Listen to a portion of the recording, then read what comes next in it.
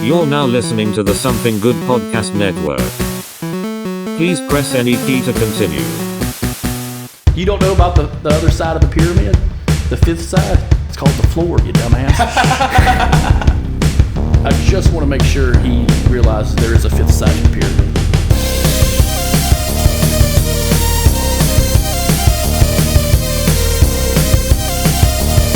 And once you open your fucking mind of undefeated goddamn fairness.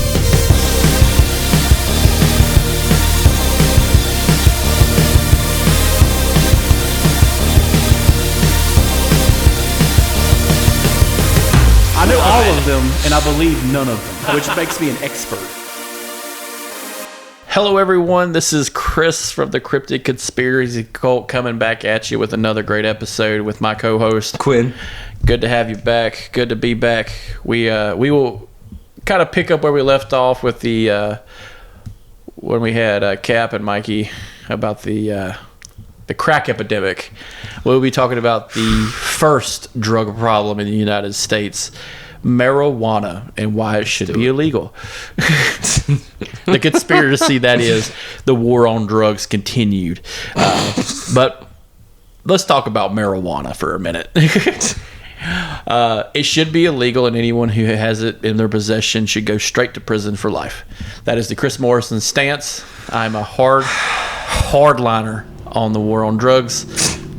Cocaine should be legalized, but marijuana should be illegal. We're spending all this money on law enforcement. How about a little bit on education? Is that an option, or is that just like whatever's left over we're going to throw at you? Education is a lie created by the socialist civil rights organizations. All right, I see where this is going. The only school is Sunday school. The war on drugs is ridiculous. Congratulations again on winning it, kicking its ass. Oh man, way to go, drugs! Way to go, drugs!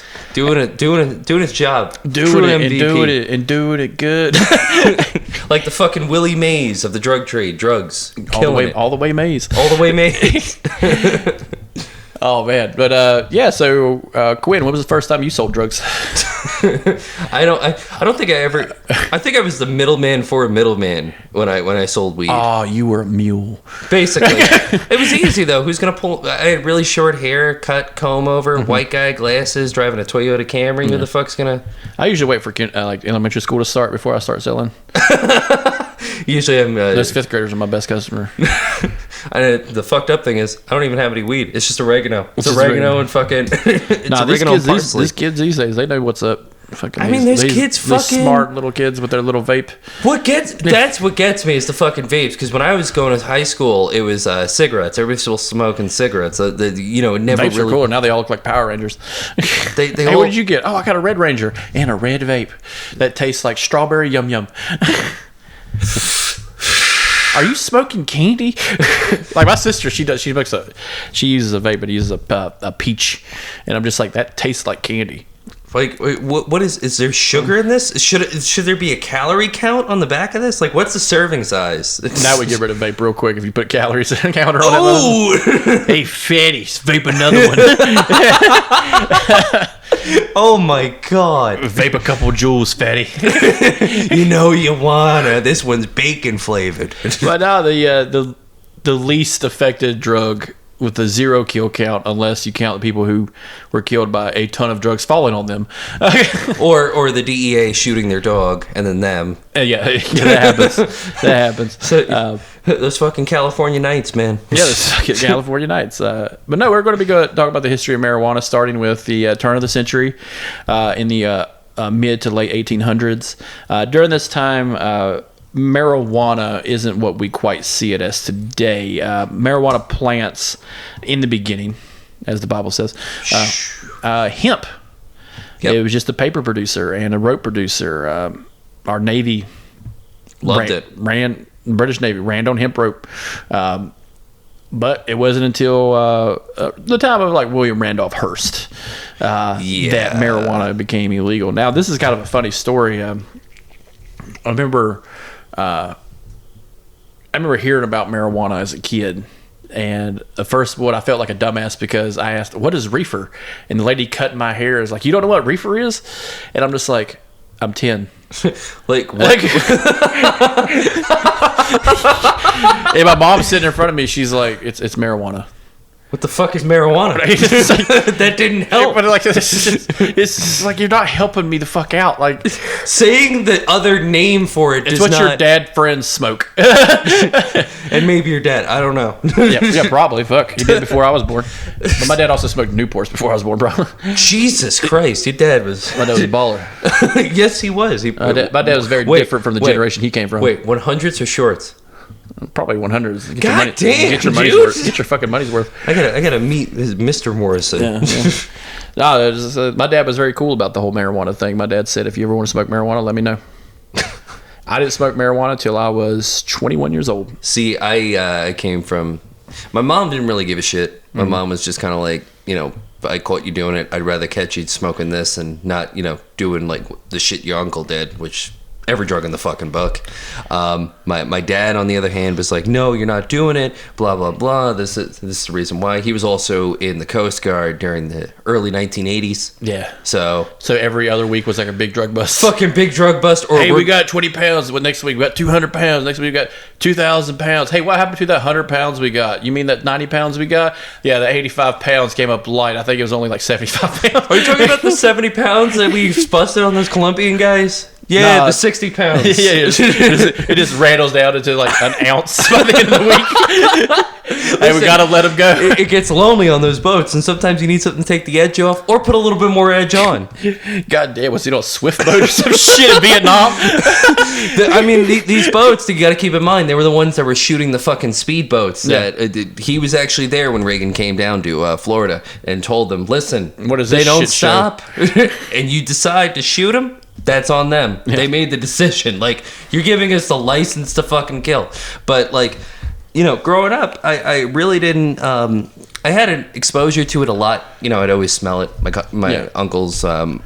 my Uncle Joseph, he's the youngest. He would usually smoke with his friends. And it's like, looking back now, it's like you can tell when your relatives were fucking stoned whenever they were around you. It's like, oh shit, that's why you were eating so much, or that's why we were watching fucking Pink Floyd The Wall. And I'm like, I'm 5 years old. I don't understand this movie. I was more exposed to it around 14, 15. Me and my buddy, right before we started driving, we'd go to his uncle's house and grandma's house out in the fucking country, and we'd hang out, and his uncle would get off work and burn one down in front of us. Yeah. And he'd always be cool about it. He's like, look, guys, don't do this. This is when you're an adult.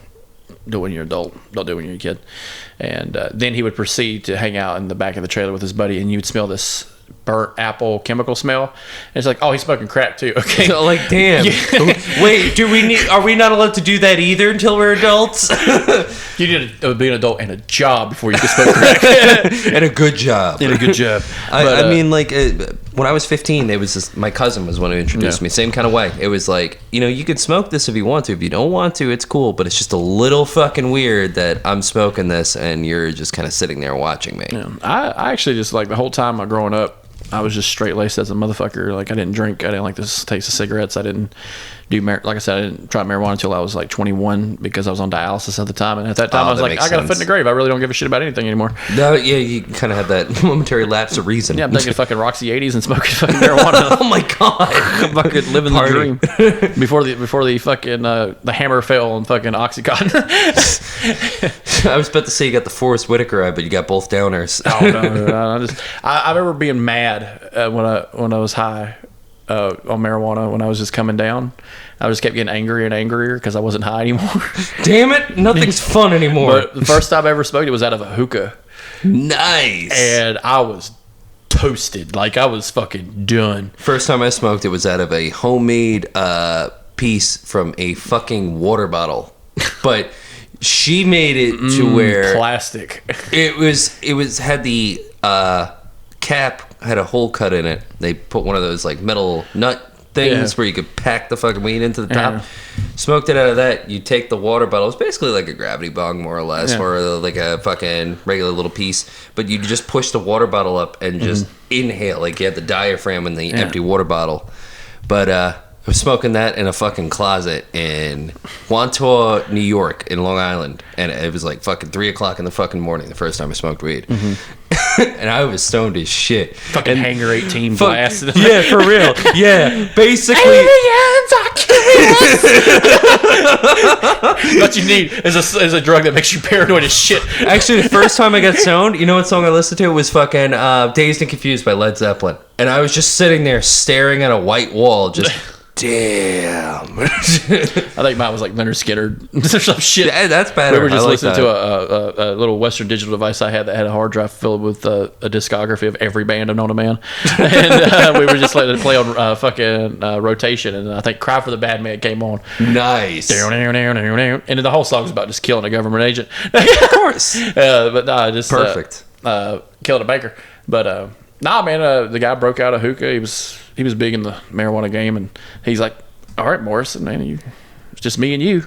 I think the telltale sign he was big in the marijuana game was the fucking beads that it took to walk through. He didn't have doors in his house; it was just beads. No, he came in to visit. Like Shit! He came okay. over. Hell yeah! Had the whole mason jars and everything. Like, damn, full of that shit. Shout out to old boy, but I'm not going to name him by name because he's a good man. But he's doing the Lord's work. All he does is smoke weed and fish. that is that. Yeah, that is. He's living the dream. Yeah. But nah, he had a fucking homemade hookah. It was a decanter. Get out of here. And he took a glass cutter and put holes in it. Put in used rubber hose and glass filaments and stuff like that. Damn. And it had 4 hoses, and he had glass tips on each hose. And he's like, just, hey, puff on it and put your finger over the top of it when you're done. Jesus fucking and Christ. it's like he's like, it's just burning and burning and burning. I'm just, and he's just like watching me, and he just like, I kept hitting it and kept hitting it and kept hitting it and kept hitting it. And it was smooth. Like this wasn't like some jank fucking weed either. No, this is like the smooth, like the best of the best. And God damn, like I was fucking toasted. And I didn't get paranoid. I didn't get hungry. I just had the sudden urge to be like, I looked around where I'm at. I'm like, damn, this place is filthy. I need to clean. Yeah, it's just like I just got to clean.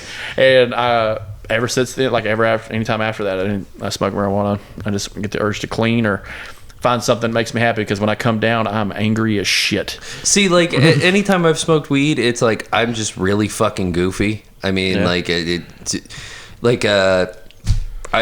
think of the dumbest shit or just shit that's off the wall. I will get those cleaning urges depending. Like sometimes I'll get them, sometimes I don't want to fucking do anything.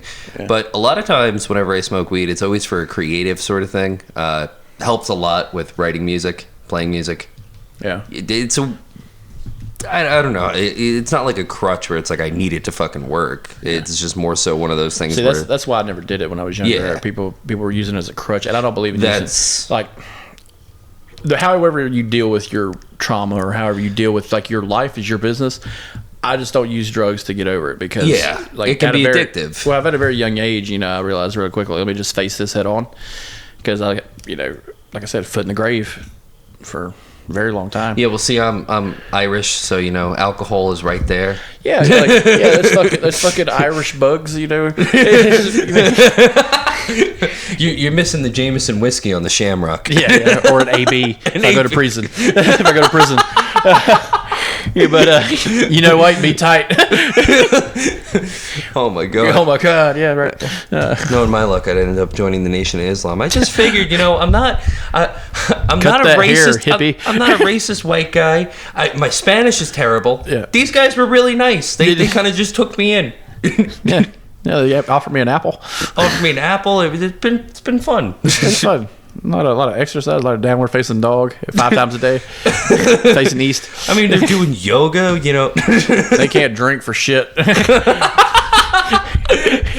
can't throw down for shit. But see, that's another thing. Like, I never got in big into drinking growing up either. I just never felt the need for it. I never really did either, but I think that's a lot of, because I grew up, I saw a lot of drunk people growing up. We had a lot of backyard parties, so that had that experience. So I was kind of like, it wasn't something I did until I was older. Even smoking cigarettes. Like I had a Marlboro when I was like 18, because my buddy's uncle, the guy we were talking about, he had passed away. Oh shit! And my buddy's like, he'd always be like, "Hey Morrison, you want a cigarette?" He kept offering me cigarettes since we were 15, and he still does it today. Fucking 33 years old. But every time I see him, he's like, "Hey man, you want to smoke?" I'm like, "No, I'm good." I tell you what, if I come to your house with a cigarette in my mouth, that means I got the cancer, and we're gonna go rob a bank. Hey man, just keep in mind, they're not that bad for you. They Not only that bad. cause mild forms of cancer. Yeah. And while you're breathing like James Gandolfini. Just like- yeah. I was watching an episode of that, and I realized out of the whole time you watch him smoke cigars and stuff, I found the one episode where he smokes a cigarette. No Where shit. he's talking to Christopher. That's right. Yeah. But Christopher's high on heroin, so it's like, does it really matter? Yeah, you're not gonna remember this anyway. You fucking idiot. But no, man, it's just like I never got into the whole thing. What bothered me a lot was the weed culture. Yeah, Because I was just like, oh my God, you guys are all fucking idiots. When I remember, I was my ex-girlfriend of mine was really into it, and she used to watch like all the different weed fucking Movies. YouTube channels. Oh yeah. Yeah, where they're always promoting the different strains and shit. That's another And I'm one. sitting here going, there's no fucking scientific way to determine what strain that is, the percentage of the strains that are in it, because there's really no feasible way to study that. It's kind of just, hey, this makes you feel like this, but you might smoke another plant that looks like shit that'll make you feel the same fucking way. Yeah, it's, there's a little bit of science on the horticulture end of it. There is when in you're terms- doing like plant breeding and stuff. But like I Yeah. never like. I told Alex, I've told some people who even in the Discord, I've even said it's like, you know what the stupidest thing about marijuana is? The stupid fucking names people give it. Yes, that's... Why the fuck would I want to smoke something called Bruce Banner? Am I is it going to make me an angry physical monster or a sad man? See, because Bruce Banner's a sad man. Nobody picked him up. Nobody picked him up. See, that's why I like him. Do play me out. Do do do. Yeah. Hey, Alex, if you're listening to this, edit that song at the very end of this, Please. Do do do. I just think about the fucking scene in Grandma's Boy where it's like, we call this shit Frankenstein. Why do you call it that? Because when you smoke it, you walk like this. Like even that, like it's just like so fucking stupid. It's like, Oh yeah, it's stupid, like, but it's we funny. got this one called Afghan Kush. Why? Because it came from Afghanistan in the Kashmir Valley. I'm like, that's where opium's made. And there's also a fucking 5.56 round in it, but Yeah, don't there's ask 5.5. questions. There's blood on it. It's harvested with blood on it. It's you're smoking blood weed. It is like, or you had the Acapulco Gold from Blow. Alaskan Thunderfuck is Alaskan like my Thunderfuck favorite. is another stupid fuck. Gorilla Panic. Blue Dream. Blue Dream, I feel like was the nicer one because Blue Dream actually sounds like what it's going to do. And then you later have one called the Incredible Hulk. And I'm just like, am I going to... There's no way you could smoke marijuana in P90X. And like... There's no way you could smoke marijuana and turn into a fucking superhero. Yeah. Unless you're Unless you literally want to turn into Captain Couch Potato. Captain Couch. Jesus Christ. I think I think another thing that really pushed the narrative of like the anti-pot mindset of the country was also those fucking above the influence commercials Yeah. where the people would be fucking deflated of Oh, them. those are fun. Ever since she started smoking pot, she just kind of lays there. And they don't It's show really what sad. really, like a real version of that is ever since she started smoking marijuana, she became less anxious and more outgoing, and Yeah. then she became a whore. And she started, for some reason got into bedazzling. She dreaded her hair. Like she it's just Now she sells fucking beads and shit instead of getting a real fucking job. why are you selling fucking crystals? Didn't you what happened to that job at Starbucks? Fuck Starbucks is part of, and it says and her just fucking talking It's into this part of the anti prison fucking industrial complex because they're just another wheel Shut in the the fuck capitalist. up, hippie. Shut the fuck up, Brittany. It's always a Britney too. Oh, you poor little suburbanite. You poor little suburbanite. Did your mommy not talk to you enough? So now you have some form of self-diagnosed PTSD. Yeah, you're fucking having to use weed as a That's so fucked up. I gotta stop. I feel like I'm bringing out personal demons in this. And like I got told quite a few times, man. You need to fucking smoke to lighten up, and and I just like even that I was just like I'm kind of offended by that a little bit. Yeah, Like, don't same. tell me that I'm a human fucking Frankenstein. I got another person's organ inside of me. Kiss my ass. See, like what always would get me though is like the culture, and also I think it was more. It hurts the fight for legalization is the culture of It really marijuana. does because it's not showing an element of responsibility. Yeah, but even like the big prominent members of it, the people who Yes. are pro, like you got your attorneys and stuff like that, or like the congressmen and women who actually look like what they actually look like when they're pro marijuana. It's always an old guy with a ponytail. Kind of has the George Carlin of the 90s look, Yeah, but yeah, he's it's- not as like And appealing. It's like you're never going to get like a Paul Ryan to be like, oh, we're going to make marijuana legal. Could you imagine if this we got a white collar looking motherfucker looks like he steals money from banks? He looks like he steals money from banks the legal way, all the while being high on either blow or some Adderall. Yeah. See, blow and Adderall is a corporate drug. It's very much socially acceptable. Should be legalized. Yeah, government sponsored meth. That's basically all that is. I didn't say meth. I said cocaine. I'm sorry. Cocaine. All natural cocaine. Coca. With a little bit of kerosene. With a little bit of kerosene for that bite, you know? It's like, oh yeah, I'm making it all natural with kerosene. But even like marijuana is just like, what's the end goal of marijuana? Is just like, it's going to be the next tobacco. Very much so, but I feel like that's where a lot of the push is in terms of legalization. Why it's also demonized, because big tobacco is a huge sponsor of the American government. Yeah. I mean, a lot of lobbyists that are there, it's either, what are the companies that are there? Tobacco means freedom. Of course it Fire does. roasted leaves. But if we have the Marlboro man, why can't we have the Mendocino man? Yeah. Boy, I'm thirsty. God damn. That Marlboro man smoked a cigarette and put it out in his eye. And Fuck kicked you, the shit out of him. You piece of shit. You lazy fuck. Go work on the goddamn ranch. Look at that fence. You said you were going to build that fence 3 months ago. It's just a couple sticks. They keep falling over. The marijuana man is just nothing but a procrastinating cowboy. And the horse is always lost. His horse is always lost. Oh shit, I found him. I'm on the horse. Even in TV and movies, it's like the Shag and Scoob, it's just like these fucking retarded idiots. The fucking Cheech and Chongs, the Pineapple Express, James Franco and Seth Rogen, which Seth Rogen's a big advocate for it, but it's like, of course he is. Of course, yeah, it's like Sarah Silverman being the big advocate for it too. Go figure. But like a good version of like what marijuana is going to end up being, I think, is a great movie called Gringo. Yes. Where it's like Charlize Theron, this corporate fucking raider. She's like, I need that goddamn marijuana pill here now. Stop crying. You've only been taken hostage one time. You need to calm down. And it's like this guy on the other end who's like invented this marijuana pill. He's freaking out. He's like, I don't want to fucking die in Mexico. And she's like pressing the button. You need to chill out. It's just the cartel. You're fine. And it's just like, holy shit. But check out that movie. That's a great version of what the end of what marijuana is going to be. Is this the movie Gringo? Well, like not the John McAfee movie. Well, well, like the I think of the film. I think of this Netflix series Narcos, Mexico, where they at one time the Sinaloa cartel had the single largest fucking farm of marijuana on the planet. Yeah. I mean, you could see that shit from space. But I feel like a lot of times, once you legalize a drug, it kind of kills any sort of organized crime selling that drug. Because it's a want and need that's being filled. And I feel like that's a lot where it stems from Reefer Madness, because up into, Escobar coming up with everything, we were mostly focused on grass. And going back to the beginning conspiracy of marijuana. In the beginning, there was a large immigration from Mexico to the United States, especially in the farming regions of Texas, California. A lot of farmlands being developed. So they took advantage of the people that were coming over here. Well, at the time, they brought what they grew up with, which was marijuana.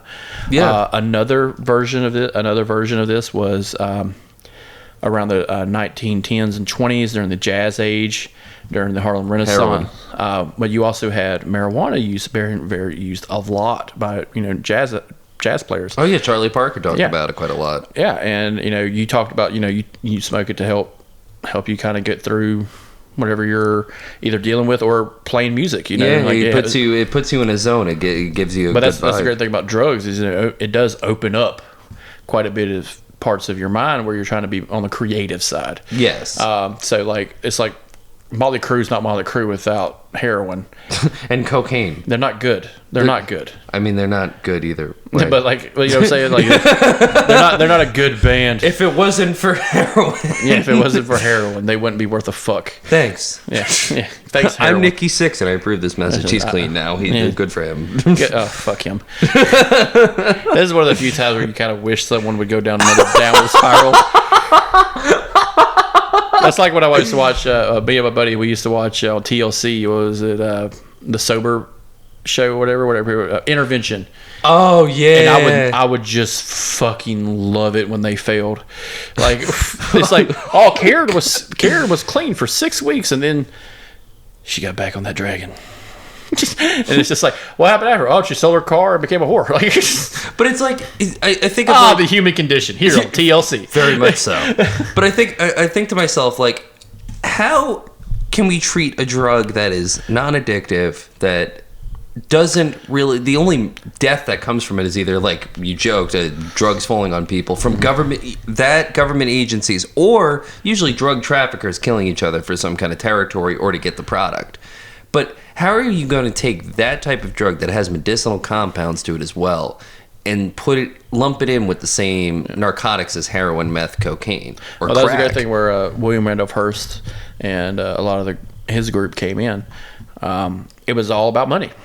Hemp was being used to make paper products, road products. Well, he had interests in the lumber industry and cotton industries. So like we really need to switch some shit over and try to get people to buy. We're tired of just building houses with it. We got all this byproduct. What we can do, we will make paper. Well, it's kind of hard to make paper.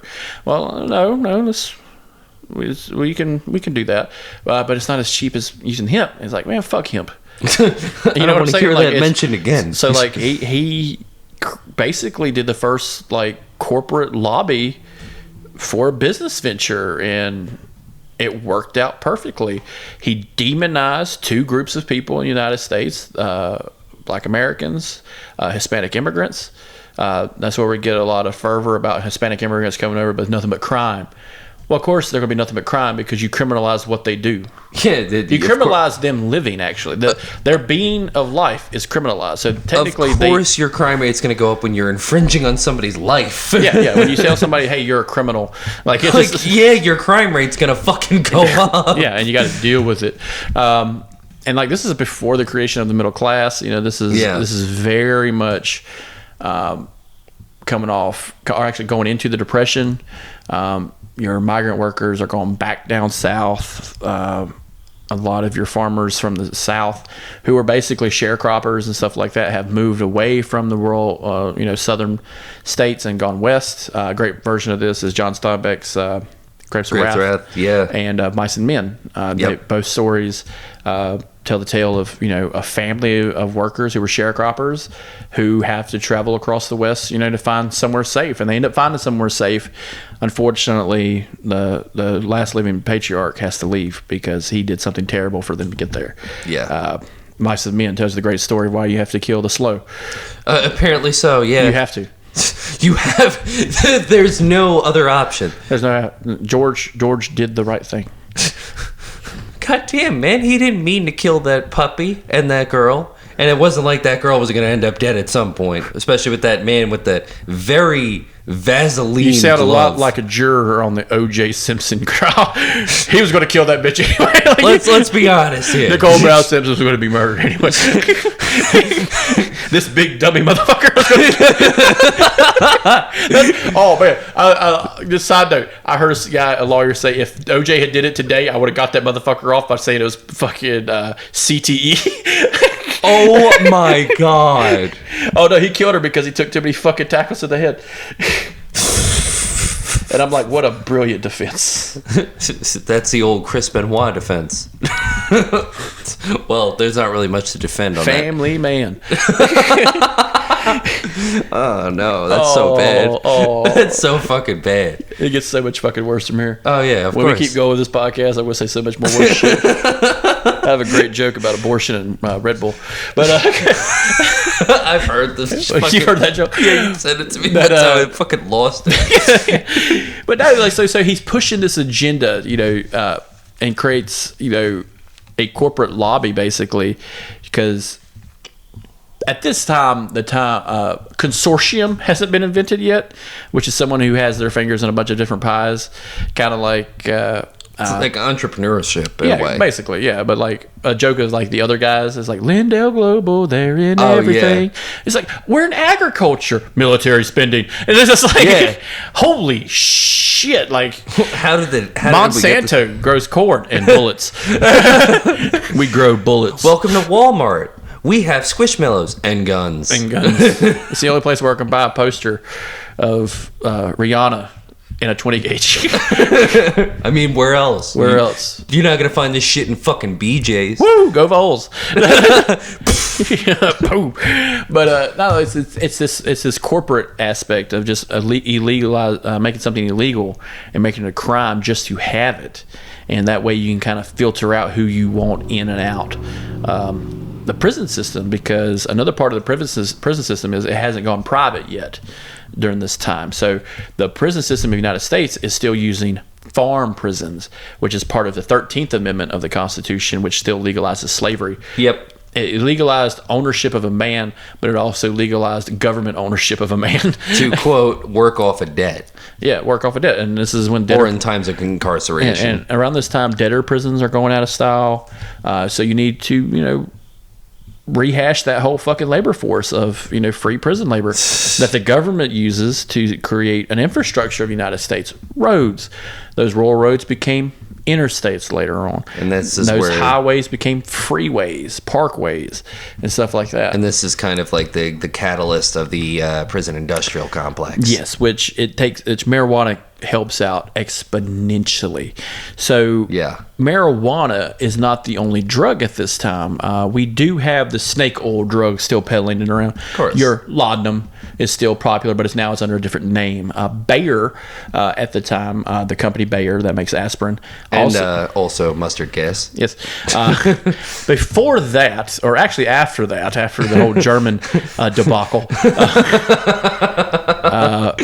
they started creating methylamine, which is a content that's used to make methamphetamine. Nice. There's a liquid version of meth that was very popular, especially before World War II. It was the go-getter drug. It was the never sleep drug, which was used in the trenches in a powder form to keep the soldiers awake, because at any time the French could come over and stab every German to death. And this also eventually evolved into what was called Prividin in Germany in the Second World War. And then Japanese actually had their own version of it too. But you have all these other drugs being peddled around, so there's no regulation, but marijuana is the first. Tobacco is only treated like a commodity. No one gives a fuck about tobacco. Everybody smoked. Yeah. If you didn't smoke, there was something wrong with you. Now, if you smoke, there's something wrong they with you. shame the shit out of you. Like, I love the I don't care if you smoke cigarettes, but like the Truth commercials. If these kids ever came up to me with like the dead lung of a person, I'd smack the shit out of them. Well, my favorite thing is like one of the nights that when we went to the Milestone, and like we just kind of glanced around, everybody's fucking vaping, and there's me just puffing on a cigarette. You don't even want to know the looks I would catch out of the corner of my eye. The first thing I said out of my mouth is like, "Oh hell yeah, went organic." You got there. I like my tobacco acoustic. Yeah, I like my nicotine acoustic. Yeah. It's the way God intended. It's fucking American spirit. That's what God Water and tobacco. Yeah, all natural. Natural. I had a roommate that said, "Oh yeah, it's not." Who stopped drinking milk. This motherfucker used to come into my apartment, drink all my goddamn milk. And then we started living together, and then he stopped drinking milk and only drank like the almond milk. And he's like, "Oh no, it's more natural." It was like, you put a cigarette in your motherfucking mouth and light it on fire. I don't want to hear shit about I don't natural. want to. You drink every goddamn day. Hey, you drink fermented grain. Listen, I don't drink fermented grain. I drink gin. It's juniper berries. It's still natural, bro. Are you blind? Are you blind? Because You piece of shit. With how much you drink, you might as well fucking be. I got a great story about gin, but gin and Coca-Cola, but that's a good combo. but gin, Coca-Cola, pineapple. No, it was gin, a can of pineapples, Doritos, and vinegar. Oh my god, dude! What the fuck? It was a time to be alive. B-Rock had just got elected. Oh, it's the first round. Okay, yeah, The first round. I understand. B-Rock. B-Rock. Old Barry Oak. But nah, man, it's this. So they go into this version of justifying this whole marijuana. Now you have a bunch of farmers who have actually having to switch up, which is very harsh on the environment that they're living in, because a lot of your marijuana farmers out there were still out west. Yeah. some of your marijuana farms are actually up north toward New York, in Pennsylvania, actually, agriculture-wise, because they also still held belief the Christian value of Leviticus, the book of Leviticus, which tells you not to crop rotate, which is what caused the Dust Bowl. So keep that in mind, kids. Maybe we should cherry pick certain parts of the Bible. Huh, I wonder who taught us that. The Baptists. But yeah, so like they have to switch it up, which actually causes the Dust Bowl prematurely, because now they have to switch to corn. Now they have to switch to wheat, and now that goes from a standard crop to a mega crop. That's been because now what do we get from corn? Well, we get corn. You get corn on the cob, grits. You get corn meal, which is made to bread, and then you have to figure out all these different things to do out of a product. You get silage, which feeds the cows. So like in a horticulture sense, it's very detrimental to get rid of a crop that is easily grown, can be grown anywhere, even the highlands of fucking in the Great Lake area, Maine, Florida, it could be grown everywhere. Thomas Jefferson grew it for hemp, and George Washington and all these other people, like most of the founding fathers. Because it was a money crop, it grew fast. It's a weed. It has multiple purposes, though, too. It's kind of like going back to the concept of diversifying your product. Yeah, diversify your bonds, motherfucker. Yeah. But like you needed that. Like you can't rely on this one thing. Like corn, like we do now, but like they were able, hey, I'm going to grow hemp in the winter because it grows okay in the winter. Everything else just keeps dying. I'm going to grow corn, and then I'm going to grow cotton. Then I'm going to go wheat, and then I'm just going to keep going. And what it does is it creates a nutrient. Like in a horticulture sense, it creates a nutrient vacuum where like peanut farmers realize real quick that hey, if I plant peanuts here, I can plant cotton next because then nutrients from the peanuts are going to make cotton grow better. Cotton's going to create nitrogen. Nitrogen's going to help the corn grow better. So like you really have to pick and choose what you're going to grow in this particular plot. And I will say, as someone who lived next to a cotton field so many times a year, I fucking hated it because once the wind kicks up, everything's covered in cotton balls. Oh yeah, and that's one of the worst fucking plants to even harvest too, because you'll cut your fucking hands up. Yeah, back then, yeah. Now it's a machine. Yeah, now you don't even have to fucking worry. My dad used to pick tobacco, and I showed him a machine that picks tobacco, and he's like, "Fuck that." He's very much a Paul Bunyan type in that situation. Fuck that. We're doing it ourselves. That's that city folk bullshit. But like even the harvesting of marijuana as it is now, you take. You're just taking the bud off. You're not really the leaf so much as it is the bud. But tobacco, you have to touch the leaf. And the problem with touching raw tobacco with your hands is you're exposing yourself to nicotine the hard way. Yeah. Good words of this. Like my dad, he talked about how it was really hard for him to sleep after picking tobacco. And he would hear this fucking wives' tale, oh, you're just too tired to sleep, which is kind of a pick yourself up by your bootstraps kind of thing. Yeah, basically. A stupid fucking saying. But it's like, oh, you're too tired to sleep. And it's like, no, he's because he's whacked out on fucking nicotine. Which is a stimulant. Yeah, so like, I remember hearing a story of Hispanics who pick it. What they do is they get the leaf, touch the brim of their hat. Get the leaf, touch the brim of their hat. Try not to touch their face. And I've noticed that, and I never knew that was the purpose. Because it builds up on the build of the hat. But marijuana, when they're harvesting marijuana for hemp, you're cutting the whole stalk down, but there's no residual risk. Well, there's no residual oils on it that could affect you permanently. You never hear about a guy, oh man, harvest a whole acre, the back 40 of marijuana. Well, what's wrong with Jim? He ate every goddamn cow in the forest. Like, he ate every fucking one of them. He's a fucking machine. Dude, this dude ate 4 apple pies. He went home and made himself a Thanksgiving spread, ate all of it, didn't give anybody anything. Yeah. Fucking ridiculous. He's going to be shitting hard tomorrow morning. But yeah, so and marijuana, is very pivotal for the American, economy. So when you at the turn of the century where the economy is kind of diversified even more, it's easy to vilify this one product like we do with tobacco now. Of course. Like people are like, oh my God, I can't believe they're growing tobacco. I'm just like, shut the fuck up. Like, how much tobacco is needed. Well, the funny thing is, this kind of goes to show how quick this area is building up. But over by where I live, there's an apartment complex, and it's near where my brother works. He works at a restaurant over there. And this apartment complex, well before that, about 9 years ago, big-ass tobacco field. Yeah. Just big tobacco field with a house all the way in the back. And it's just so weird seeing that turn into this. But I think, Well, like... in the South, it's very big. Yeah, especially in North Carolina. North Carolina is the capital of tobacco. Yes. It's a goddamn fact.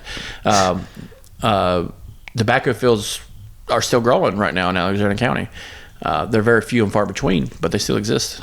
Very much so. I think they go big. Like, everybody, if people don't understand, like, tobacco plants are fucking massive. Yes.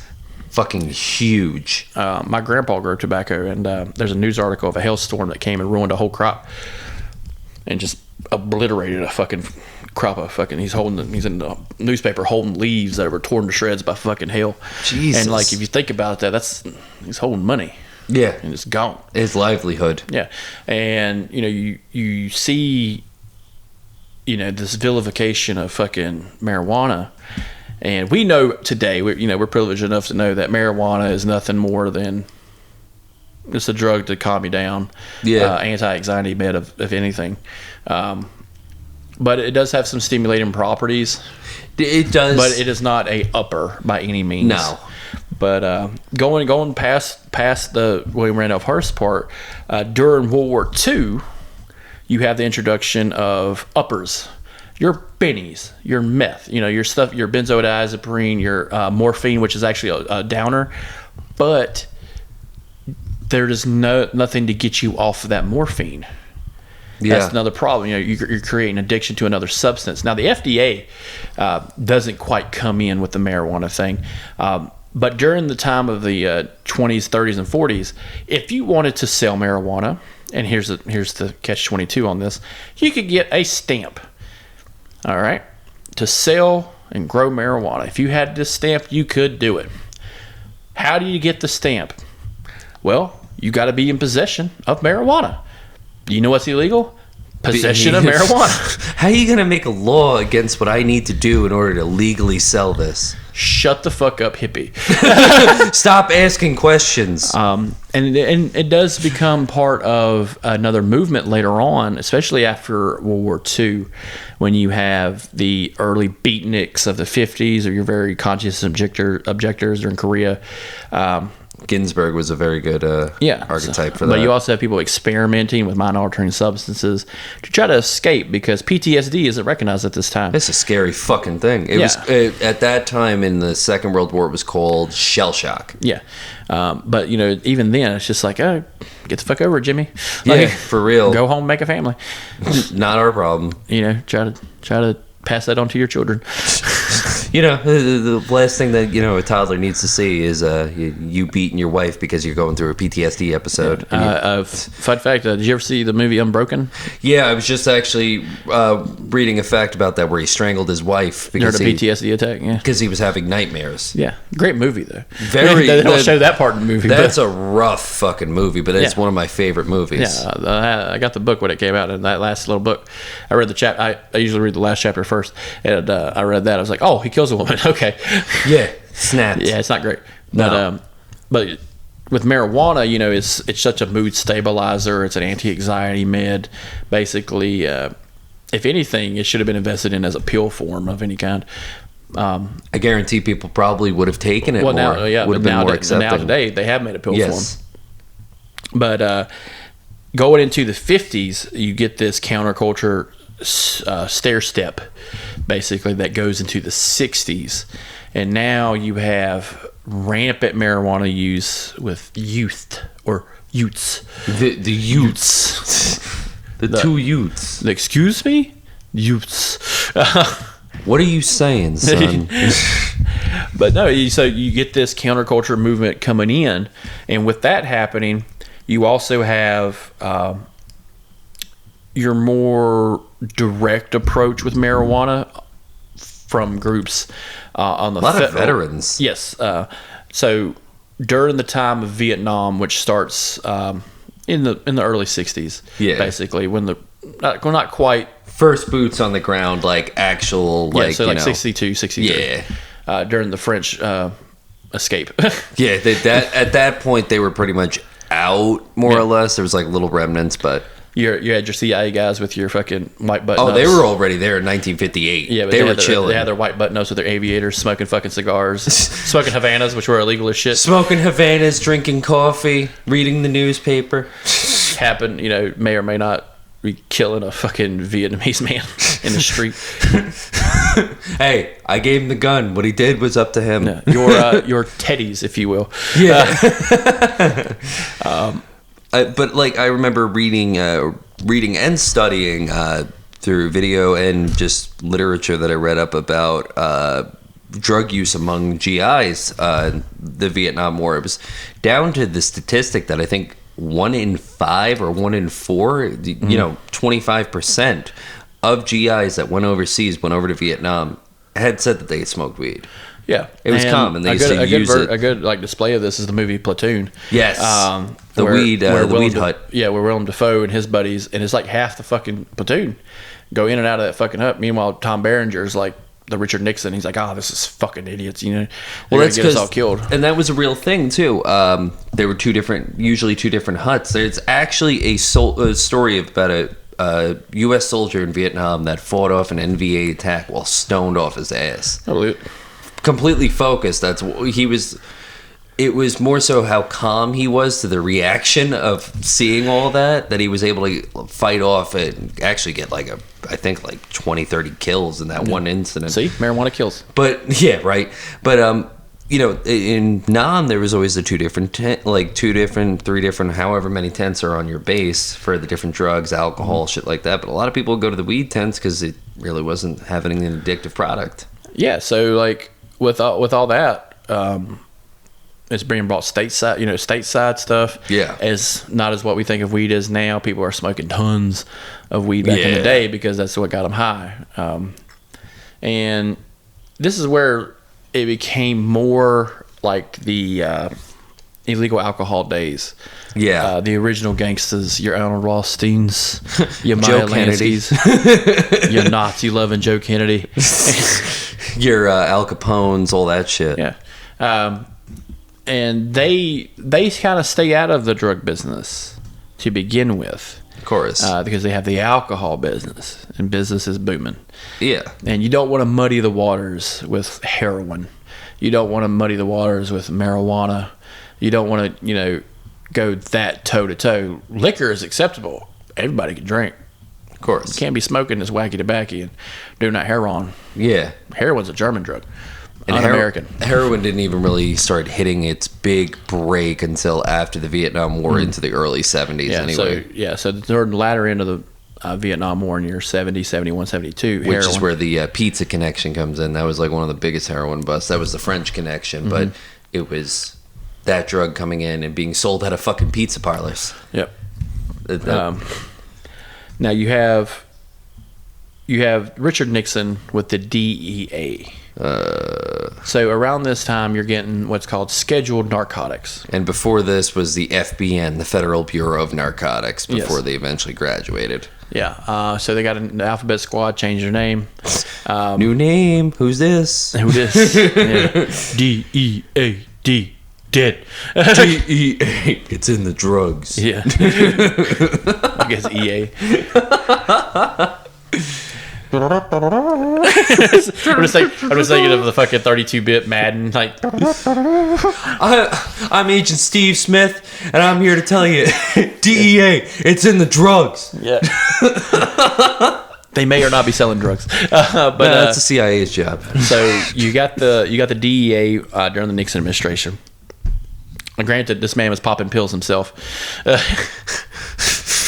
And I think that's the best description of people in the federal government is rules for thee, but not for me. Yeah. Do as I say, not as I do. Meanwhile, Johnny Cash is getting busted with a cartar full of pills.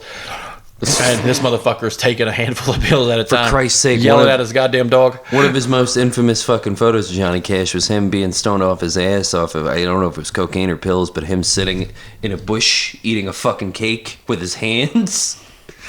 But meanwhile, it's like Nixon sitting there popping God knows how many different benzos and yelling at his dog Checkers. Checkers, you son of a bitch. with Agnew trying to fucking calm him down. Yeah. Now, a funny part of the DEA is, on a music wise, is Elvis Presley's involvement with the DEA. Do you know anything about that story? No. Craziest story I think about Elvis Presley is him meeting Richard Nixon. I know about that. Here's what happens after that. Elvis Presley rolls up in the White House like a civilian, and they're like, "Holy shit, it's Elvis Presley." They tell the president, "Well, send his ass up here. It's the fucking man. It's the bee's knees, the guy who hates hippies." Because Elvis Presley hates hippies. He was also in the army. But he hates hippies because that music is trumping his fucking music right now. Of course. You gotta hate out your competition. So he strolls up to the White House as a sign of, kind of like a reach out, basically. He makes Elvis Presley an honorary DEA agent. Yes, I remember hearing about this now. There's a great movie with Michael Shannon as Elvis. What movie was that? It's about Elvis with the DEA. I forget the name of it, but Michael Shannon plays Elvis, and it's creepy as fuck. That is a creepy concept. Because Michael Shannon looks like a villain. But later on, Elvis uses this a little bit too heavy-handedly as a DEA agent, and stops a plane with that badge. Nice. Because a guy stole jewelry from him. All right, Elvis. He's like, "I'm Elvis Presley, and I work for the DEA." It's literally a comic book. Yeah, and wow, you're enforcing a drug policy and concerned about public health, but I just saw you eat like four. I just saw you eat like 4 fucking fried peanut butter and banana sandwiches. Yeah. I don't remember those being very fucking healthy. You shut the fuck up, kid. You go die on a toilet, asshole. You know what? I will, and I'll be more remembered than you. You dead fuck. I'm going home. Man, I said that shit out loud one time at a fucking teacher in 7th grade because she said she was a big Elvis fan. I'm like, didn't he die on the toilet? She told me to leave the room. He died on the toilet, and Hendrix died next to the toilet. Yeah. That's what I've But always... like, she was a big Elvis fan, and all. That's what I said. And she's like, "Get out of here. Go." Well, I'm fucking right. You're fake news, bitch. You're fake news, bitch. But so like in marijuana, there's this idea of locking people up, to kind of, because around this time in the 70s, privatization of public works is starting to seep in a little bit. Yeah. Especially after stuff like the New Deal, where the government built all these roads. Eisenhower funded the interstate project. Okay, now you have direct connections between cities, states. Interstate travel is a little bit more easier now. So now we might need more agencies to help, delegate. Yeah. All right, what are we going to do about tobacco, alcohol, and firearms? Now we got a division for that. All right, what about just narcotics? Well, we moved them up. Now the DEA. Yeah. All right, what about this? What about that? And now there's a little alphabet squad for every little thing. Of course. Because, as much as people talk about bureaucracy, the 70s was really where it hit big, but Yeah. that was because you had a lot of drugs rolling in. Actually, from the Vietnam War with the heroin trade, not Yes. just the Sicilian connection, but Frank Lucas was bringing over dead bodies of GIs stuffed full of heroin. Yeah. And then you had your expansion during the 70s after Frank Lucas. Nicky Barnes. Nicky Barnes, your George Junks. Yep. Because he was big in the marijuana game for a very long time. I mean, even Pablo Escobar was big in the marijuana game for the longest Because time. he believed in diversifying your product. Mm-hmm. Okay, it's not always about cocaine. No. I gotta sell guns too. Sometimes they end up They don't have alcohol, tobacco, firearms, marijuana, cocaine, PCP. Not everybody deserves to get their own little letter. Yeah, I'm sorry. That's just ridiculous. But sometimes nice to sell guns to some Nicaraguan rebels. But you do have the American government during this time, especially in the late 60s, acknowledging drug use and what type of things that could be done, such as the LSD experiments. Well, yeah, that's when Nixon came out and said the public enemy number 1 in America is drug abuse. Yeah, even though he's abusing drugs. Yeah, Another part of punish that- the addicts coming from the mouth of an addict. Yeah, another part of this is the reluctance to call alcohol a drug. Of course. Alcohol is not a drug in the 70s. Nope. Alcohol is a working man's reward. Yeah. Your Red Foreman's. Your Red Foreman's. A beer in every hand and a foot in every ass. Yes. Yeah, and a smack across every fucking mouth. Damn it, Kitty, we can't keep feeding these bastards. They keep coming back. Foreman 2024. Yeah, Foreman 2024. Bob is his VP. No, Kitty. Kitty's his VP. Bob is the Secretary of State. Oh, God, we're fucked. Nothing is going to get done. He just uses all his resources to find Midge. And we're broke. And he still hasn't fucking found her. Meanwhile, she's been here the whole time. She's been wandering the White House aimlessly, trying to find him. Bab. But no, so like with marijuana use, you start getting a little bit more acceptance, especially from the younger generations of the 60s growing into more adults in the 70s. But marijuana still has kind of a hold to hippies. Yep. And during this time, your candidates are getting a little bit older. Going into the 80s. Ronald Reagan, very anti-marijuana, very anti-black, very anti-blacks with guns. Yeah, we found that out in the state of California when Black Panthers showed up armed, exercising their legal Second Amendment rights. Rules for thee. Yeah. Not for me. Yeah. So, you want to talk about... so anybody on here is listening who believes California's gun laws are archaic and stupid and terrible, thank Ronald Reagan. Yeah, thank Ronald Reagan. And just for... the most liberal fucking viewpoint on guns is Ronald Reagan. Absolutely dumbfounding. It's fantastic. Well, like even Nixon, even after the creation of DEA, he created the EPA, which is the conservationist group. He also he signed Title IX. So, like, by today's standards, Richard Nixon would be a liberal Democrat like Chuck Schumer. Yeah, very much so. To a T. Yeah. So, but going back to marijuana real quick, coming into the 80s, marijuana usage had actually decreased. The DEA started reporting more uses of heroin coming in from the heroin days. And it's kind of weird with this dichotomy of shift of a downer like heroin to an upper like cocaine. Granted, they all, it's a euphoric experience, but it is also a different experience. Can you say, hey, what do you want to do most? Do some cocaine or take some heroin? It's a very persuasive attitude. It's just like, oh, you want to feel good or you want to feel excited? Yeah. So like it's very different going into it. You trying to relax or you trying to get up and go do shit? Yeah, we discussed this a little bit on the crack cocaine conspiracy, but with marijuana, the push after the schedule of narcotics, which let's go over this real quick. Schedule 1 narcotics: cocaine, heroin, marijuana. I'm trying to remember what Schedule 2 is. Hold on. That would be methamphetamine. Yeah.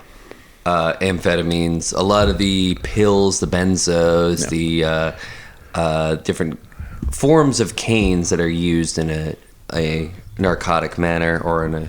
Yeah.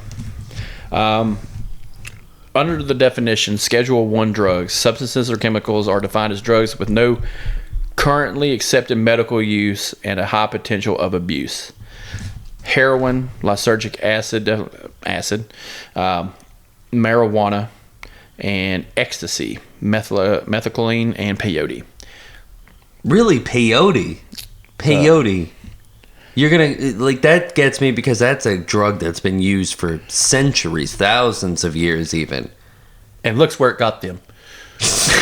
I mean, they got the last laugh. Another part of your Schedule 1 may include MDMA, GHB, ecstasy, psilocybin, mushrooms.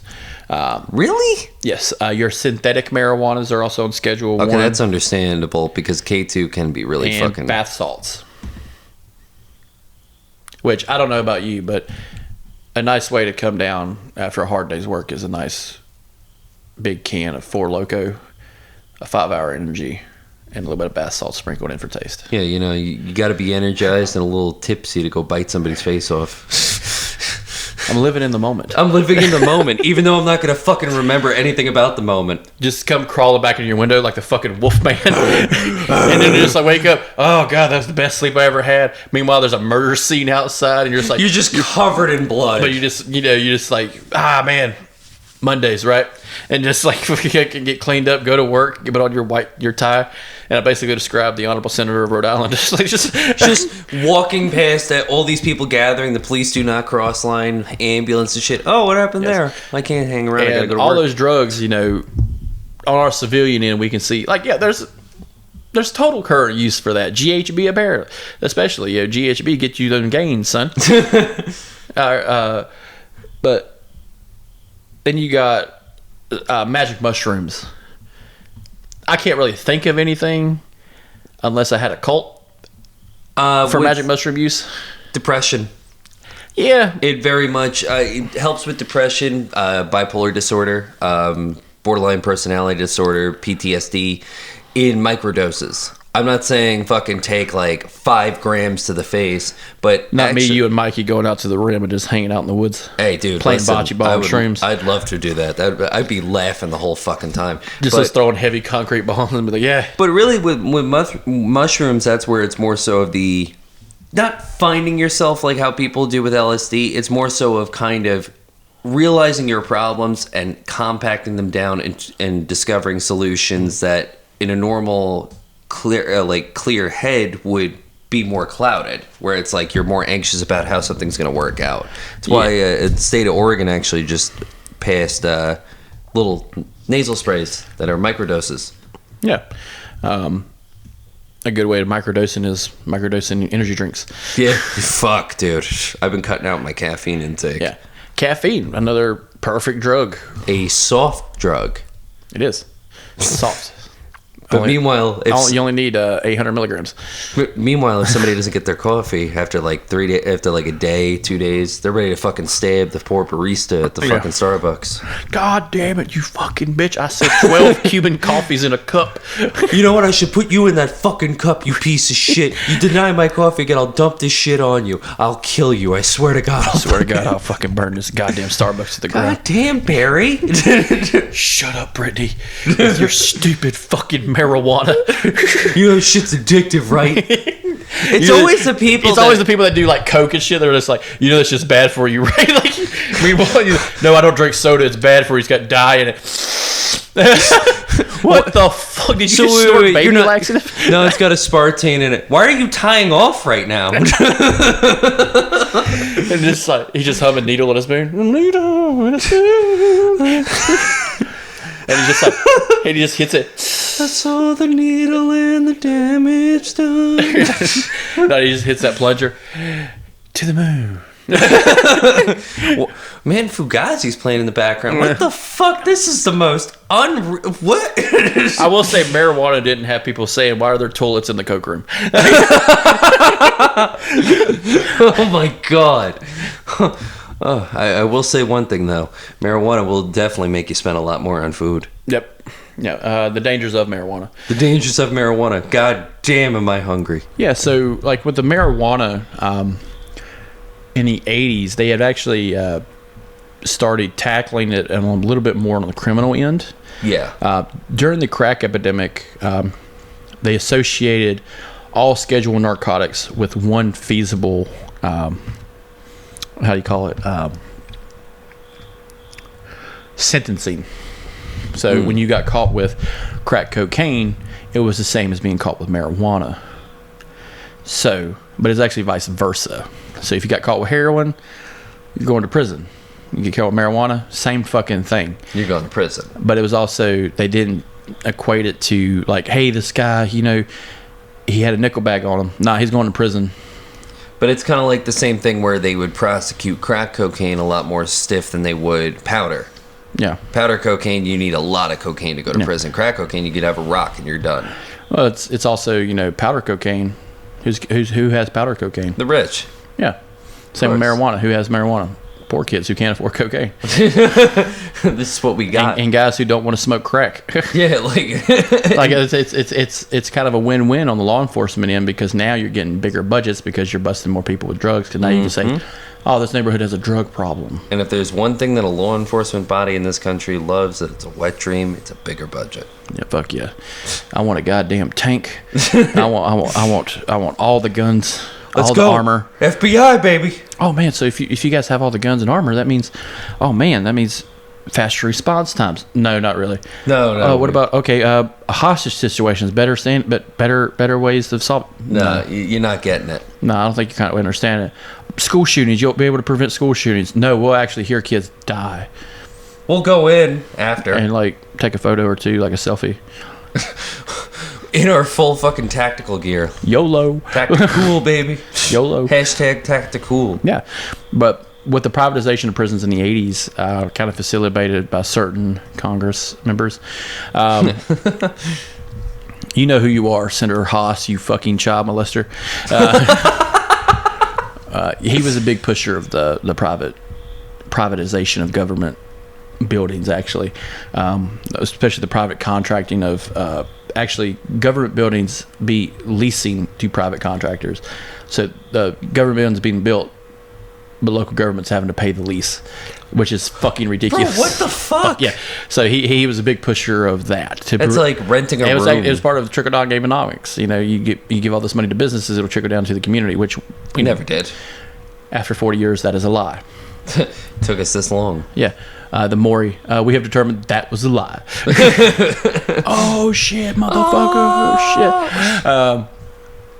But with the stiffness of sentencing with marijuana also came different acts. You know, some more liberal states kind of didn't follow the federal directive. Of course not. When it came to that, because if a cop's finding you with this, okay, there.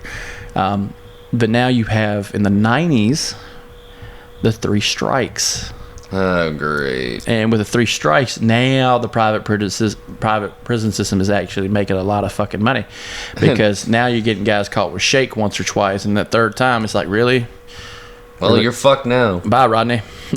Dude, for real though, and it's funny, around this time, Bush Senior fucking mentioned the New World Order. Yeah, but you have a president also in the mid-90s who admitted to using marijuana. Granted, he said he didn't inhale, whatever the fuck that means. Shut the fuck up, Bill. Bill, you play the saxophone. Are you telling, with sunglasses on, inside? You went on Arsenio Hall and played the saxophone. You're telling me you're not stoned?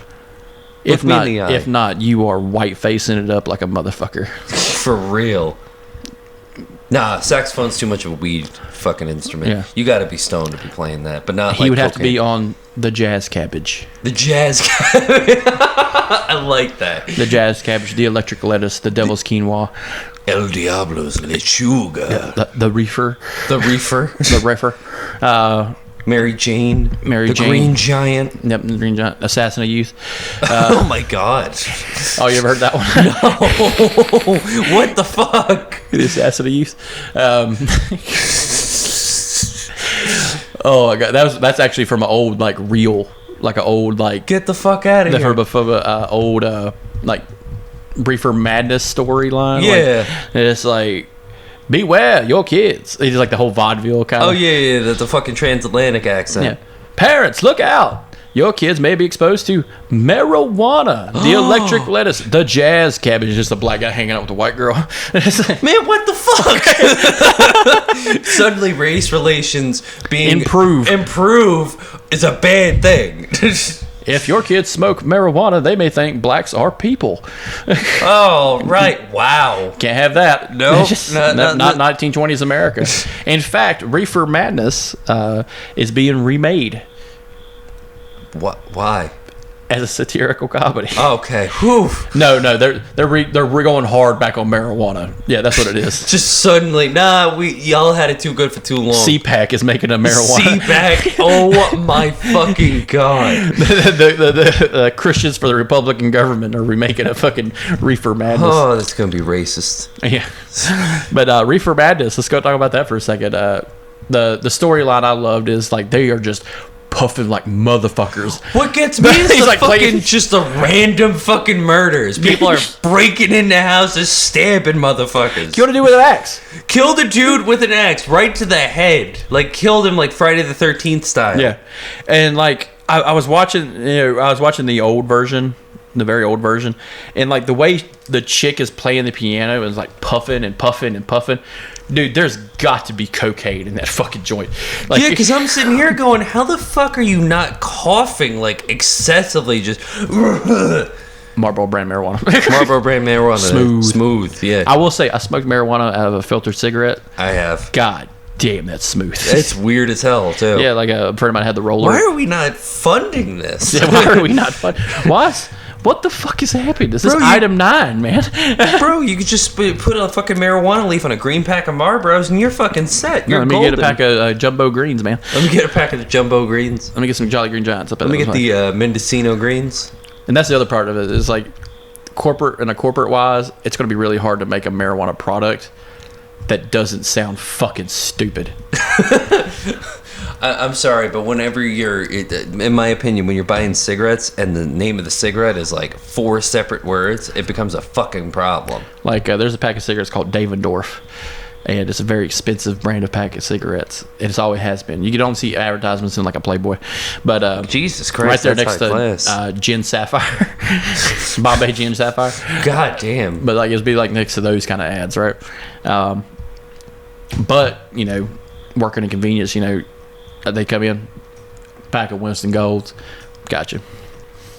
Pack of Marlboro Black 100, all right. See, that's very simple. It's like that. Pack of Lucky Strikes. Yeah, pack of Lucky Strike. Yeah, Time Traveler. Yes, I have those. They fucking But like a time traveler would order those. Hey man, I've smoked Lucky Strikes once before. Oh man, let me get a pack of American Eagle. All right, poor man, you're paying Jesus with change, fucking right? Christ, You're paying yeah. with change. Or Time cigarettes. Time cigarettes are the cheapest. Traffics too. Traffics. And then I remember a guy coming up one time. He's like, "Yeah, let me get a pack of Pall Mall." And I'm like, "Okay, yeah, no problem." And the next guy behind him, like, "Let me get a pack of Pale Males." It's Pall Mall. It's Pall Mall, motherfucker. He's like, "But You I want knew, the I knew what he cigarettes, said. you will say it right." I know what he said. Though. That's a Pale the same- Males, Pall Malls, American Spirit, which is the weirdest fucking cigarette I think I've ever I seen. used to have a guy come in and buy the fucking Camel Jade Silvers. Remember the Camel Infused, the flame packs? I had a carton of those. I used to sell those motherfuckers separately because they went out of business. They gotta stop making those. Yeah. And I was like, I'm saving these. I had a lot of guys, but the guys that bought like the Camel Jades or the Camel like Turkish blends, it usually a lot of Middle Eastern guys, surprisingly. Let me tell you this: the store I worked at, there's one pack of Camel Unfiltered that was sitting up there. It had dust on it, I believe it. and I picked it up, looked at it, put it back. The place went down and went under. I should have grabbed that fucking pack of cigarettes. What if it's still fucking It's there? probably still there, yeah. It's probably just still there. They never moved it. While the building has decayed, that pack No. of cigarettes has stood the test of Yeah, time. 400 packs of Winston's went through that motherfucker in a day, and this motherfucking pack of cigarettes ain't moving because it's unfiltered Camels. He needs a home. Yeah. Yeah, some dude has to come in there. But keep in mind, like, this kind of goes into the whole thing. Think about that. There's all those packs of cigarettes being bought. A product that causes cancer, that causes emphysema, that causes birth defects. But it's fully fucking legal for an age group once you hit this certain criteria. Once you hit the now it's 21, but it used to be 18. Once you hit 21, you could buy those, make your own decision, and kill your fucking self. They may cause cancer. They may cause cancer. Only mild forms of cancer. Yeah. So, just saying. You might be bald when you're 45, kid, and it's Yeah. not going to be because you lost your hair from hair loss or in your family. It's not male pattern baldness. It's called chemo. Yeah. The crypto conspiracy cult does not say that cigarettes cause cancer or do cause cancer.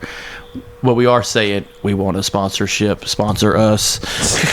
Every like 3 minutes, there's like a subliminal messages tied into the coding. Smoke. Are you smoking yet? I fucking quote that all the time to my wife. Cigarettes killed my father and raped my mother. Like, Well, especially like marijuana. Marijuana did that. Yeah. Marijuana killed my family and framed Jeffrey Dahmer. All right, slow down. No, I got the proof right here. Just a pot leaf comes in, just fucking does some BTK shit. If Jeffrey Dahmer had used marijuana instead of drinking cool Miller Genuine Draft, I think his life would have gone down the right They had path. him drinking fucking Budweiser in the show. That's what got me. And it was the old Budweiser can. America! Fuck yeah! Yeah, just an eagle screaming. America does not condone cannibalism. Well, illegal cannibalism. yeah, legal cannibalism is fine. If you find a body and eat it, who are we to arrest you? When Jimmy Thumbs throws a guy in the fucking chipper, he throws him in the chipper. If I make a Hey, why do they mistake, call I him don't Jimmy Thumbs? He's all thumbs. It's actually really bad. His parents were related before, their last names are the same. Yeah, Jimmy the Thumb. Jimmy the Thumb. But it would going back into the legality of it, creating another gangland type situation, the same as prohibition, which anything that's illegal is going to create a cartel. Of course. Anything that's all. When you get to that Buck Strickland mentality, I'm all about the good times, Hank. You need someone to supply those good times. Every time. On time. Yeah, on time. So, now I will say, on the speculation end, do you think in our time we'd probably see the eradication of tobacco? I mean, if we find a way to do synthetic nicotine, but I guarantee that's going to be treated like K2, synthetic spice, synthetic drugs, bath salts. I feel like nicotine will always be around. Tobacco, on the other hand, like the use of smoking cigarettes, I feel like we'll eventually get there. It'll be no time soon, but I feel like we'll eventually get to the point where people aren't smoking cigarettes anymore. You think it will end up so get them stupid ass truth commercials? Oh, Christ. Well, we already had, I feel like, one thing that kind of sent that over the edge. Suddenly I saw less of them was when they made that movie, Thank You for Smoking. I love that movie. That's one of my fucking favorites right there. The opener to that movie is fantastic. Attila the Hun, Genghis Khan, cigarettes. It is just this this fucking Rolodex of death. Yeah. And he's just like hitting a fucking home run. American pastime, white guy, corporate America, red tie, white shirt. The devil himself. Of course. The lobbyist. I wanted to be a lobbyist so goddamn bad after that. Seen that fucking I remember movie. telling my aunt who's trying to become a teacher, I'm like, I want to be a lobbyist against teacher unions. You want to be that. After seeing that film, I think a lot of people had that. If you're young and watching that, Wow, that's really bad, but I want to be that guy. I want to be a villain. I just want to be a villain. Yeah. Not an anti-hero, not a hero, a fucking villain. Anti-heroes for the pansies that can't go further over the line. Villains, fuck. Villains, fuck. You ever see a villain that doesn't get laid? No. He's dead. He's dead. You know why? He was too weak. Skeletor fucks. I'm better. I'm stronger. yeah, you're Dragos.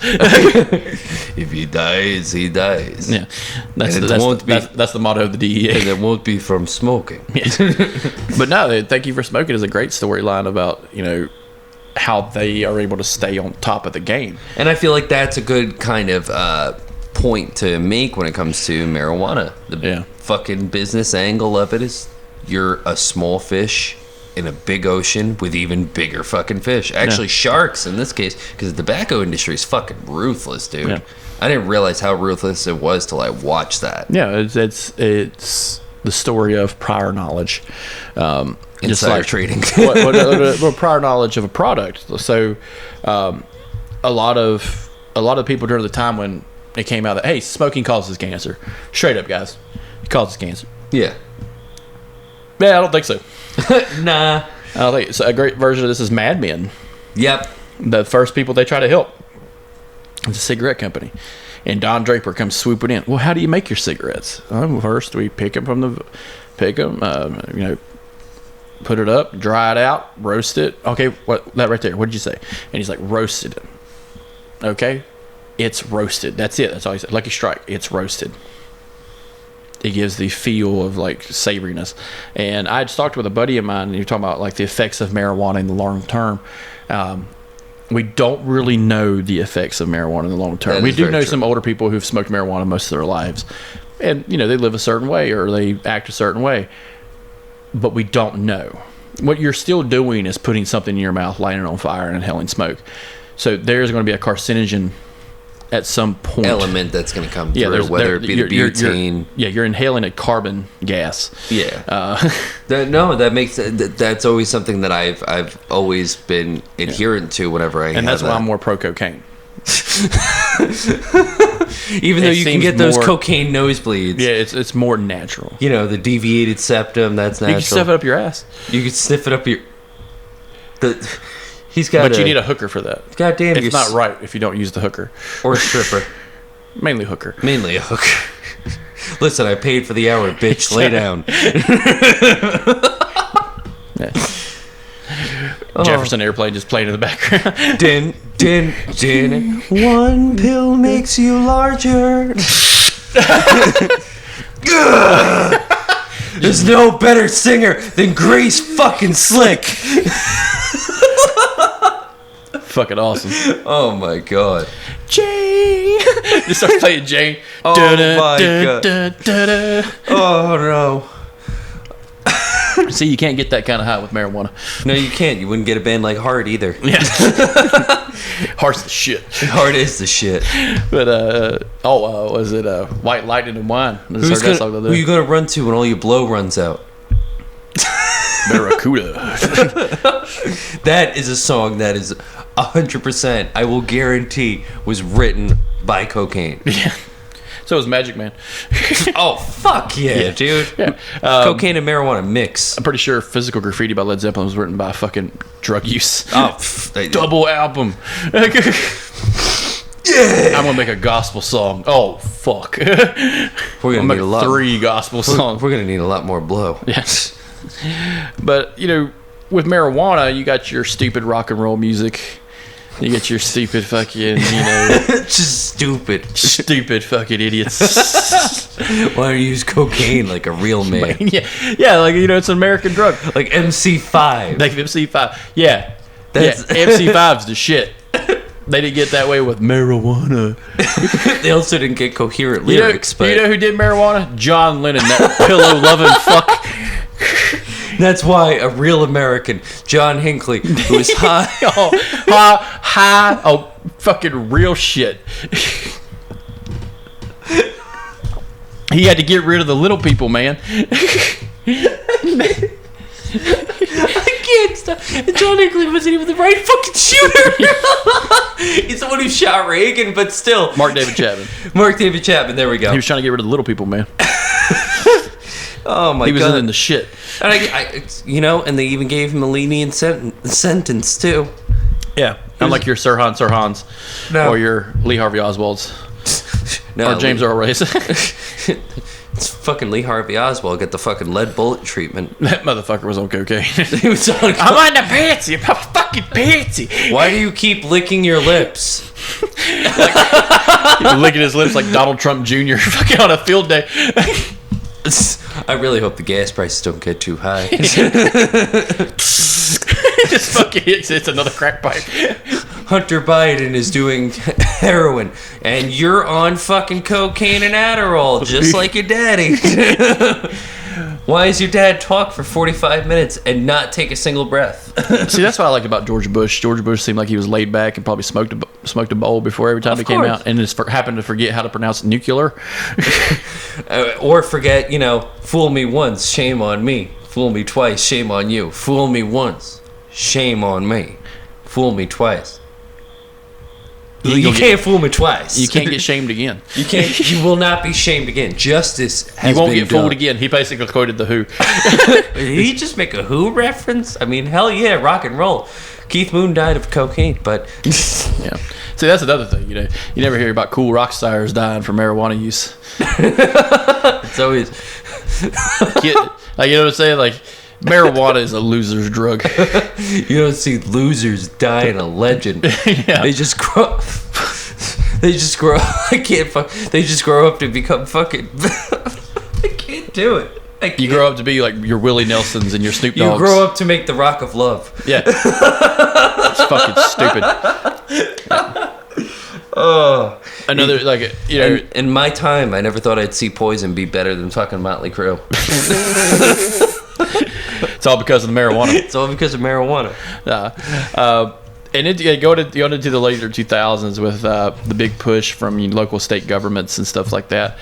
Your Oregon, Colorado, California to a lesser extent. New York, Massachusetts. of course. What the fuck? Of course, I knew it was gonna happen. Washington D.C., Ohio. Or no, is that Michigan? Michigan. Yeah. Well, you got to give the people of Flint something to look forward to. Yeah. So. Yeah, I actually found out a whole big thing about Chicago. Their parts per million is double the normal capacity of lead, and said it'll be fixed by 2070. No, it won't. It's not a priority. It's not a priority, but that, like, lead is lead. We need more bulletproof vests. But the conspiracy, or not a conspiracy, but the fact that lead leads to diminished capacity and crime. You goddamn right. Yeah, There's something that stops crime more than lead. Yeah, lead bullets. Drop that TV. What the fuck you shoot him for? He stopped it. He might be a repeat offender. I'm making sure he's never going to repeat again. But what do you think that we'll probably see a federal legalization on our end in our lifetime? Maybe when we're, eligible for AARP, probably. Do you think the AARP will last that long? God damn, you got a lot more hope than I thought. I like to think it God will. damn, this guy's like a walkie talkie Listen, Barack Obama campaign. He's Listen, got hope, if son. I really had a lot of hope, I would say we would, have our fucking, what is it? Our Social Security still intact by the time marijuana gets passed. no, That'll be long gone. That's been butt fucked to death the already. the ashes of that won't even be worth shit. So what I talked to today said me and his daughter have to work overtime so he can get his Social Security. Bullshit! You ain't even gonna get it either, you old fuck. No, he's on it right now. Like, he's like, y'all really need to pull in that overtime so y'all pay for my Social Security. Why? So you can hold on to whatever's left and we can fight over the scraps? Yeah. What the fuck? Hey, in 5 years, man, where do you see yourself riding a horse, gas mask into the nuclear apocalypse? I just see myself picking the last, microscopic pieces of chicken meat that's on the bone left from the fat fuck that ate all of it. That's True. a shame. You millennials, you're never gonna make it. Yeah, with your You don't avocado work. toast. You don't work. None of you work. Fun fact of the day, don't take financial advice from someone who bought a house in 1977. Because 9 times out of 10, they're not gonna be able to sell it. No, 9 times out of 10, there's it's bullshit. It's like, you bought a house in 1970 for what, $5, and now it's the $250,000. And now you can't afford it. Oh, boo-hoo. Oh no, they bought it, and now they try to sell it. Now it's not even a fucking buyer's market. It's a goddamn, it's a reaper's, Gouged ass fucking market. Yeah. it's a reaper's market. Yeah. You could probably commit a murder in a fucking vacant house quicker than you could buy a house. There's actually a whole reality show about people turning over houses where people have been murdered in. No shit. Yeah, it's on Tubi. I gotta watch that. See, that's the kind of remodeling shit I like. Like, is the body print still there and everything? George and Margaret would have changed their patio. Why? Because it was the site of a cult attack. Satanic panic really set in. And it's just like, man. Oh my god, why does this house look it's the fucking Sharon Tate house. We really want to do a nice zen to bring up the vibe of what? Because a 12-year-old ate another 12-year-old. All I think These about goddamn TikToks. all I think about is the fucking, and I think this is the best way to fucking end this, just because of the sake of hilarity, because you just brought that up. The Roy DeMeo crew, their fucking bar where they killed and dismembered hundreds of people, is now a fucking church. I thought you were going to say Chili's. But that would be better. I thought it did become a restaurant for a little bit, and then it became a fucking church, like a Baptist church. Yep. Which is really weird, a Baptist church in the middle of Brooklyn. You wouldn't... Well, that's another thing we should be covering is the Southern Baptist Conference. I've been doing a deep dive on that. And holy butt fucking Christ. Dude. Yeah. I got taken to one. Yeah.